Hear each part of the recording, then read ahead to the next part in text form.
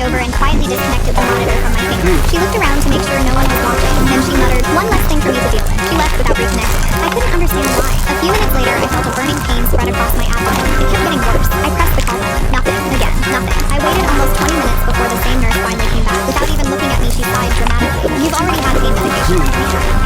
She rolled her eyes. "Everyone says that." Then she walked out. I started wondering if maybe I really was imagining it. Maybe this pain was normal. Maybe I was just being dramatic. Then my roommate, an elderly woman recovering from hip surgery, pressed her own call button. When another nurse arrived, she pointed at me. I'd been watching her for 20 minutes. Something's wrong. That nurse immediately lifted my blanket. Her expression changed instantly. The surgical dressing was completely soaked in blood. She hit the emergency button. Suddenly the room filled with doctors. Someone apologized over and over while another rushed me for imaging. It turned out I'd developed a serious post-operative complication that needed immediate treatment. The surgeon later told me another hour could have made the recovery much more difficult. The next morning, the head nurse visited my room. She asked me to describe everything that had happened. Every word, every minute. I told her about the ignored call button, the comments, the disconnected monitor, the eye roll, everything. She thanked me and quietly left. A week later, after I was finally home, the hospital called. They wanted me to come in for a formal interview. Apparently, I wasn't the first patient to complain. Security footage showed my call light had been active almost the entire time. Electronic records proved the nurse had documented giving me medication she never actually administered. Several coworkers also admitted they'd raised concerns about her behavior for months. She wasn't overwhelmed. She wasn't having one bad day. She had developed a habit of deciding which patients she believed deserved attention. An internal investigation followed. She lost her nursing license. The hospital completely changed its recovery room procedures, adding automatic alerts whenever a patient's call light went unanswered for too long.